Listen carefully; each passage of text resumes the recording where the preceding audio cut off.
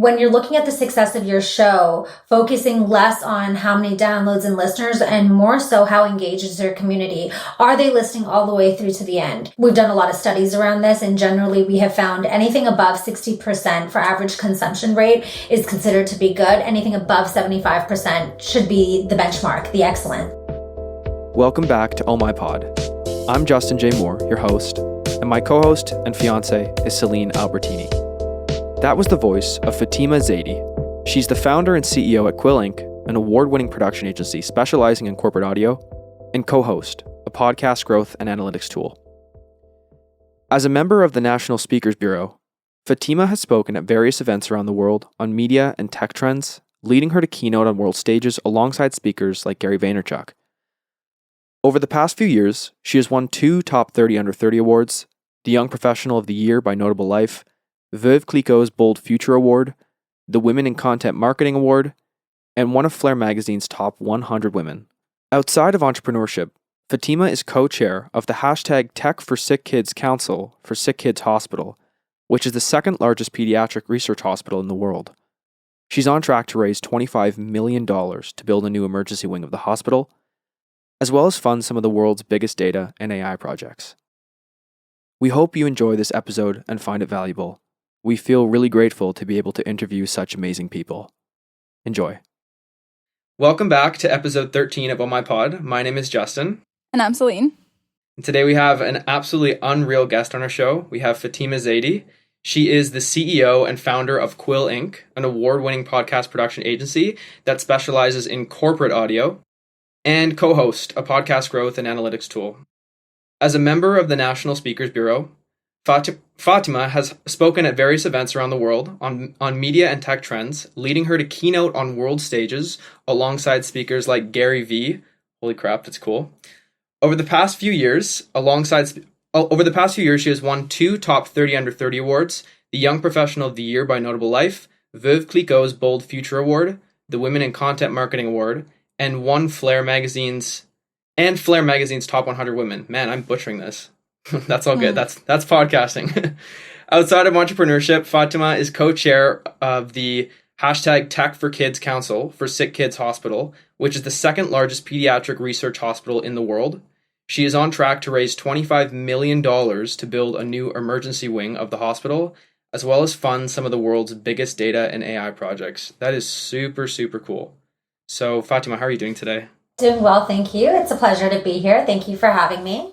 Thank you for taking the time. Seriously, it's like I feel like it's so cool to be able to just have a conversation with people who are like so high up in the industry that we're in, and we feel very small, and we feel very fortunate to be able to have conversations like this. I think we're very, very lucky. I mean, I think the learning is sort of 360. I always have something to share on conversations like these, but I always walk away with new and additional insights. And I think the work that you two are doing in this space is definitely niche, and hasn't really been done before. So I'm sure that you know more about the coaching podcasting space than I do. Thank you so much. Thank you. So we're going to start with an icebreaker question, even though I don't think you need it. Yeah, you're totally on it. You're super good at this. What's your favorite thing in the world to do? I would say I love to travel, which is a bit of a cliche answer because who doesn't? I do center a lot of my travel around diving trips. I'm a big diver and love the different coral reefs around the world. One of my last dives was a shark dive in South Africa, and I'm actually heading to Bermuda in a couple weeks for another diving trip. So I think that's probably one of my favorite things to do. That is so cool. That's really cool. I love that. Where are you based? I'm a little bit nomadic, born and raised in the Middle East, moved to Toronto, headquarters in Chicago and Toronto. So I'm kind of all over the place. I'm like usually in a new country every month. Cool. But right now I'm in Toronto, and I would consider Toronto to be home. Nice. Very cool. And for those who don't know what Toronto is, it's a city in Canada. Oh, wow. just one of the small ones. I was in Egypt, and I love it because I was like... always like snorkeling every day for hours and hours because so beautiful, gorgeous fish there. Were you in Dahab or Sharm el Sheikh? Like Sharm el Sheikh, yeah. Yeah, it's the diving there is absolutely stunning. One of my favorites. She always talks about it. I always talk about it because I'm from Europe, and so Egypt is really close for us to go to. And every time I'm stunned that's so close, I can go and see this. Egypt is such a dichotomy of places because it's got the beautiful beaches, it's got the historical culture, it's so rich in culture, and actually people don't really think about coral reefs and diving and beautiful beaches when they think of Egypt. They think of pyramids and the deserts. Exactly. But hopefully they'll listen to this episode and add it to their itinerary list of places to go. I bet they will. 100%. Got lots of divers who listen to this, I'm sure. But let's hop into it. Like, so Quill and CoHost, I just thought maybe you could just give some brief context to what exactly is going on with all of that before we kind of get into some podcasting stuff. Absolutely. Quill is a full-service production agency. We specialize in creating audio content for Fortune 1000 brands. So we work with the PwCs, the Microsofts, the Salesforces of the world. We're also like one of a few agencies that also specialize in podcast audience growth and analytics. For many years, we were working with our clients to launch their podcasts, and the type of clients we work with, you can't really get away with just giving them metrics on how many downloads, how many listeners. They were looking for, very detailed stats on ROI so that they could justify the creation of new production budgets. And unfortunately, what we have on the market is pretty limited. So we decided to launch CoHost, which is a hosting and analytics platform that is really dedicated to brands and companies who are podcasting. So we think of ourselves as the Google Analytics of podcasting. We can show you age, gender, household income, occupation of your listeners, what companies are listening to your podcast, what is your average consumption rate, episode consumption, loyal listeners, metrics that actually matter far beyond downloads and listeners.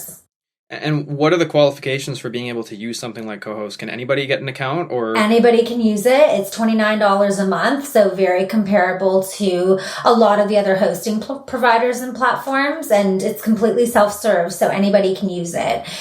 We originally designed it for corporations who are interested in podcasting, so branded podcasts was the vertical that we sort of specialize in.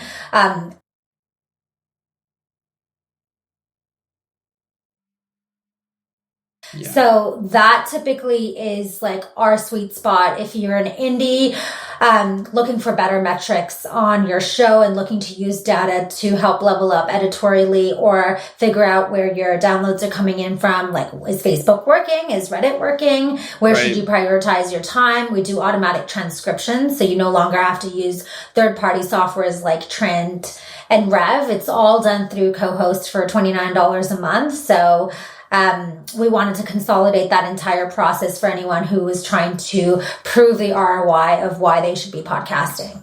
Yeah. So CoHost is, would you say it's like leading on sort of innovation and like cutting edge? Is there anything else that does it like that? I would argue that our two biggest competitors used to be Chartable and Podsights before they got acquired by Spotify last year. Right. I mean, we all know what happened with those two companies post-acquisition. Actually, this past week, Podsights has now been shelved and Spotify has sort of taken over and they're focusing more on the ad network space, and Chartable has completely discontinued a lot of their B2B analytics features and also focused on the ad network. So I would say arguably we don't really have that many competitors anymore. Right. If you're like focused on monetization and you don't really care about the data and analytics, then you're fine to use a Megaphone or one of the other platforms.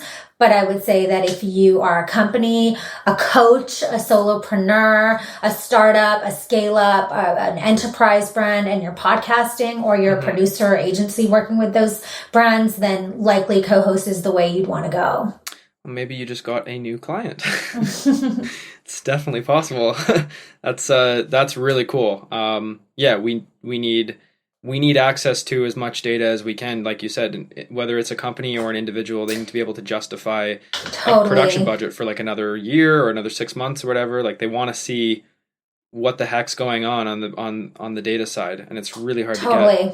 The other thing that was really frustrating for us was that we had to work with so many different vendors. We were using Chartable for tracking links. Right. We were using Edison for demographic data. We were using Trint for transcriptions. We were using Simplecast for hosting. And it was just too many players, and we just felt like it all should be consolidated into one platform, a nominal fee so that people can afford it and it's scalable, because a lot of indie podcasters can't afford to pay more than $30 a month, and that was our pricing strategy, where you're comparable to other hosting providers with a lot more features. Yeah, that's makes sense. 100% makes a lot of sense. Yeah.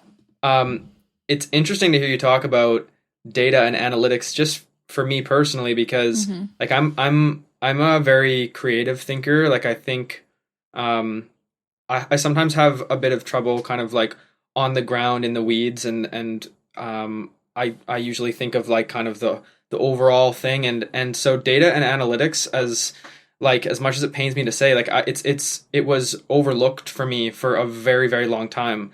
But as our company has become a lot more serious, people are asking for that, because we're getting to the point where they want to be able to show potential advertisers that, you know, what they can offer on their show in terms of listenership and demographic of their audience and everything. So I was going to save the data stuff and analytics question for later, but it sounds like it's a good time to get right into it. Like on the show that I found you on, actually, just so everybody knows, I was editing one of our clients' podcasts, and I heard you on there, and you said on that show that the three main measurements to take into account for people in podcasting and their data is consumption rate, demographic data, and B2B analytics. So would you maybe be able to just break those three things down for like just somebody, like you said, maybe an indie podcaster who wants to just be able to use those kind of casually to understand what's going on? So in that order, average consumption rate falls under like engagement metrics. And I feel like our industry doesn't really put enough of an emphasis on the fact that 94% of people who start a podcast end up completing the entire episode, whereas a 30-minute video only has a 12% completion rate. Oh my gosh. We still only hold a fraction of media budgets. And so when you're looking at the success of your show, focusing less on how many downloads and listeners and more so how engaged is their community. Are they listening all the way through to the end? The industry, we've done a lot of studies around this, and generally we have found anything above 60% for average consumption rate is considered to be good. Anything above 75% should be the benchmark, the excellent benchmark. So typically, I would say people don't really think about the fact that if your listener is dropping off in the first 20th percentile, so in the first like 10 minutes of your show, it still constitutes as a download, but it doesn't speak to the success of your content. So that is why average consumption rate is at the top of my list of things to measure. And we actually are the only hosting provider that show you your average consumption rate right on your dashboard as soon as you log on. And this month we're adding episode consumption as well. So not only can you see where the drop-offs are happening for your entire show's average, but also for each and every single episode, in case there was a guest that doesn't resonate with your content, or in case there was a format that you changed up that didn't necessarily work. You can measure the drop-off rates and figure out how your listeners are responding to the content. Right. So that's what average consumption rate means. Right. Demographic data is a really interesting one because, again, no hosting provider shows you age, gender, household income, occupation for all of your platforms. Yeah. If you go into the back end of Spotify, you can see it, but exclusively for Spotify listeners, and which is like a very small measure of like your entire podcast pool. And so we show you the demographic data of all of your sort of listeners so that you can ensure that you're reaching the right people rather than just any listener. For branded podcasts especially, I would say you are competing with digital marketing budgets. And in an economy where cash flow is king, I'm really tired of hearing people say that podcasting is a brand awareness tactic, that you can't measure the success. It's a tenuous kind of ROI. which when you compare it to digital marketing, it's true. For ads budgets, for every dollar you put in, you can see exactly how it comes back and impacts your bottom line. Podcasting can't be measured in the same way. Exactly. And so that is why we also show demographic data along with B2B analytics data, which shows you what companies are listening to your podcast. Soon, hopefully, being able to narrow down LinkedIn profiles. So essentially what Leadfeeder or ZoomInfo do for website traffic, what we do is for podcasting, here are the listeners of your show in terms of the companies. So you can export that and connect it to your CRM tool and start doing outreach to build a better relationship with your podcast listeners, whether it's looking for a sponsor, whether it's looking for advertisers, whether it's looking for customers for your business. So if like you're a coach and you notice that XYZ companies are repeat listeners for your show and X percentage of their employees are listening to their show, could be a really good opportunity for you as a coach to bring on a client. And it also shows you which of your clients are actively engaged in your content as well, which is another ROI indicator. So generally the work that we do at CoHost as well as Quill is to move away from just calling podcasting a brand awareness tactic that we can't measure and showing quantifiable KPIs on how it can actually impact your bottom line to podcast. Yeah, you guys are solving a real problem. Like it's a cutting edge problem. It's something that, I think it's so important because one of the things that we found with podcasting also is it's almost like not having the data and the analytics is like, it's sort of like, it can be sort of nice because then you're like, oh, like I won't be able to measure goals, so I can't fail. You know what I mean? I don't really know what's happening in the back end. So we're just going to pretend like, whatever. But this is a really cool way to come at it from a business perspective and to be able to actually see exactly what is going on in the back end, just like you can on Instagram or on, any of the other platforms. And I can't believe you guys are the first people doing this. I think it's pretty huge.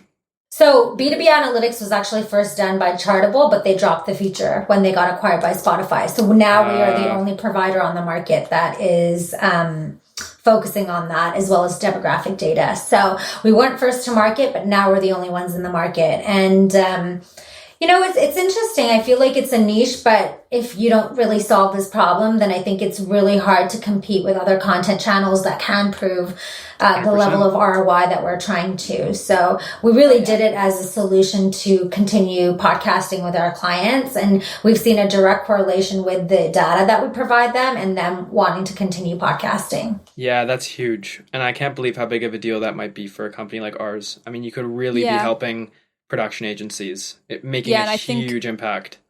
We have so many clients that ask us questions about these things and you can't really ansr. And you're because you don't have the info. You just simply don't have the information. And it just looks bad. I won't say the hosting platforms that we've used in the past, but you don't have what you need if you're going to take podcasting seriously and invest thousands of dollars a month into it, And what you said is if you're going to take podcasting seriously, if you're looking to hodgepodge something together and be a podcast hobbyist, then use Libsyn, use Anchor, use Podbean. But I would say that if you're looking to take it seriously and really accelerate growth and really focus on fixating it as like a core part of your content ecosystem, along with content blogs, as well as YouTube series or video series, webinars, newsletters, then you definitely need the data. It's like we would never launch ads without the data to show us what's working and what's not. So why would we do the same thing for podcasting? Yeah, of course.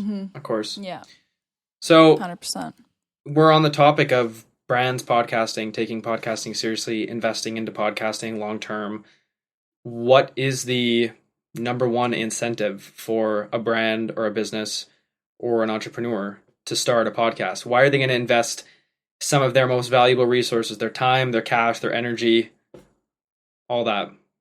Well, just from recent studies, the Podcast Consumer Report surveyed a group of people who said that a group of podcasters who said they were 64% more likely to purchase a product from a brand or consider a brand after hearing them on a podcast. It's a tactic that really humanizes your brand story. So day to day, we use all of these companies like Amazon, Coca-Cola, McDonald's, Slack, and we have no emotional connection to these brands other than knowing what they do. And when you podcast, you have an opportunity to actually connect with consumers on a much more intimate level and tell your story in a way that you would never be able to do through any content channels like blogs and ads and SEO. And so, generally speaking, the report that I find to be the most impactful is BBC's podcast study from last year that showed quantifiable metrics on how a podcast impacts a brand. And it was an 89% increase in brand consideration if you're on a podcast.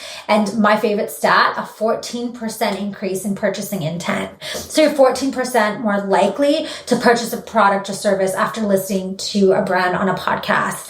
To me, that's a pretty compelling number. It's massive when you're talking about differentiating between companies who do the same things as each other.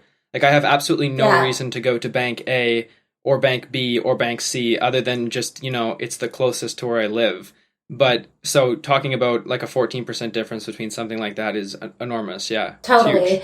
I've purchased so many products and services after listening to podcasts, my Indie mattress, like HelloFresh meal subscriptions, 100%. My GoDaddy domain, Bombay hair curler. And I think about what is like the common denominator of me making all of these purchases. It's the frequency of how often I hear the ad. And most importantly, the trust that I place in the host of the podcast to be playing the ad. Exactly. So you're by default a product influencer. I trust your recommendations. And so whether you're dynamically inserting an ad or it's baked into your content, I'm much more likely to purchase a product or service from someone that is recommending it, who I trust and sort of look up to their recommendations rather than like seeing a 30-second TV ad. Yeah. 100%. We've talked about this, Justin and I. Yeah, we've bought stuff. Supplements, books. Yeah. All 100%. All sorts of stuff. Yeah. So the number one incentive would be building trust, I guess, with your listeners or building a relationship with your stakeholders and telling your brand story in a way that's authentic. Yeah. Very, very cool. Are there industries that are better suited to podcasting than others? I would say that it really depends on who it is that you're trying to target. So if your customer base or your stakeholders that you're trying to reach are millennial professionals, then it's a really great category for you. Right. If you're looking to reach baby boomers, I don't know how many baby boomers are listening to podcasts these days. My mom and dad aren't on Spotify. So I would say that you really need to tailor the content strategy to your ideal listener profile, which I find oftentimes people don't really think about. They don't really take the time to think about who are they creating this show for, so they can be something to someone rather than everything to everyone. Something to someone rather than everything to everyone. That's a really good way of putting that. Yeah. I'm constantly looking for like little nuggets of huge kind of inspiration like that. And that's very true. Because on the show that we listened to with our client, Dustin, you had said that there was a company that had come to you with an idea for an open banking podcast. Yeah. Could you tell that story? Because I've been telling that story, and because it's so cool. Yeah, he's still our client today. He's a legacy client now, but he approached me and he wanted to create a podcast on open banking, and I was like, nobody's going to listen to that. Like, who wants to listen to a podcast about open banking? Like, I know I don't. I still don't. Yeah. I produce this show and I still don't want to listen to it. But he was totally right. There wasn't really anyone who was like owning this space in the open banking sort of circuit. So we created a really killer podcast for a very specific niche audience, and like every single open banking expert or financial services expert or anyone who's remotely interested in that industry tunes into this podcast. We get fan mail. If we stop dropping episodes because we're taking a break between seasons, we start getting emails being like, when is this content dropping? He's like recognized as a celebrity at industry conferences he goes to. People go up to him and they're like, are you Mr. Open Banking? And I would have never guessed. And it was a very valuable lesson to me that day that I learned, which is when you're, creating shows on entrepreneurship, you're competing with the How I Built Thises and the Guy Razes of the world. But when you go niche and like build something that's in a very specific vertical that's in your expertise, you actually have a natural community that will follow. So your show might end up being way more successful than if you're thinking constantly broad and big picture. Yeah. Yeah, we've heard this so many times now from different people. Yeah. Like what was it? A surgeon podcast? Yeah, you that was you talking about that, Fatima, I think on the podcast as well, that there's a kind of like a gang of medical podcasts that all listen to each other or something. Oh, 100%. There's the Kids BS, Short Scripts podcast, there's A Better Way. They're all the health podcasts are listened to by industry people. I mean, even myself, like I constantly find myself tuning into, or if you peruse through my iTunes app, I always get targeted with like the content I generally listen to. Yep. And it's a lot of branded podcasts, and I want to listen to shows about podcasting. So it makes sense, right? When you think about it psychologically, you gravitate towards the industries that you're in, and there's an industry for everything. Like even if you created a podcast about, vitamins, multivitamins, Quest, the one pill for women every day, there would be an audience for it. So yeah, sure. I think it's about going niche and really focusing on, being something to someone. Yeah. Mm-hmm. I was thinking about that, like rather than just, starting a marketing podcast, finding some type of niche. Do you have a strategy for niching down? Like if you're a company wanting to start a branded podcast and you're something like a full service podcasting, or not podcasting agency, but a full service agency where you have all these services, is there a strategy that you look at as to, okay, how can we pick one sector of the company and then go into that? Yeah, when we started, we decided that we were going to work with Fortune 500 brands because we were really interested in the data and analytics side of things. And that's what they're interested in. Like Fortune 500 brands care about the data and analytics. They want to know as many metrics as they possibly can. And that's what we wanted to do. We wanted to change the industry and work with clients who really cared about the data. Whereas like if we moved into certain verticals, I feel like they would be less bogged down about the analytics and more so just like care about the brand awareness, the PR coverage, how many awards they're winning. Exactly. Open ideas. Yeah. So I think it really just depends on like what it is that you're trying to get out of the industry. Like, for example, the niche that you two are occupying is like the coach podcasting space. And I think that's really interesting because not only do they care about data and analytics, but you're helping them build their businesses. Like coaches generally start small and then start scaling. And it's such an interesting user journey for you to follow along to see how the podcast can really impact their brand, but also their credibility and legitimacy, how they position themselves as thought leaders and subject matter experts in a certain space. So I think it really just comes down to like what your overall objective is. And if you are going to specialize in a vertical, like you need to have the expertise to back it up. Would you, off the top of your head, have any ideas as to how like we could best help coaches or something like that with podcasting? I would say that the company level data would be really huge for coaches because it would be a really great way for them to grow their business. But I would also say it's about repurposing all of their content. So It shouldn't just be, if you're creating a podcast, it shouldn't be isolated. It should be a part of their 360 content strategy. So maybe you should be repurposing the audiograms and putting them on YouTube, converting the transcripts into SEO-formatted blogs, converting bite-sized video content for social. I mean, you all know that's what you're specializing in. The 1 hour that you spend with your clients is to repurpose their content, which honestly, it's a breath of fresh air because not a lot of people think of it. Most people podcasting, it's an isolated marketing tactic that lives alone and they don't repurpose any of the conversations. Yeah, exactly. This is exactly how we came up with this. I mean, we were working with a business coach, but we also ourselves, we were struggling to create the content that we needed. And so we were actually working with a social media agency, but it's just like, it's very difficult sometimes to create the content that they need to create valuable content for your socials. Right. And it kind of comes out generic. We should start a podcast and we should just like just post reels about about our episodes, and it works really well. Like it gets so much more engagement than the content we had before. Definitely. So thank you so much for coming on here. You gave us so much amazing information in such a short amount of time. And I think this is just something that you are an expert in. I don't think anybody knows as much about this as you do. So it was really valuable to have you on. Now, where do you want people to find you? Like where do you usually link people? Our company website is quillpodcasting.com, and then our hosting provider platform is CoHostPodcasting.com. I'm on all of the social channels. You can find me pretty much everywhere other than TikTok. So if you're looking for me, it won't be hard to find me. Totally. Yeah. CoHost is the hosting platform. That's something that I think everybody should check out if you're into podcasting. We're going to go check it out right now. So thank you so much for coming on here. This has been awesome. Thank you for having me. Thank you. Such a pleasure. Totally. Bye. Thank you. Keep up the good work. Take care. Thank you.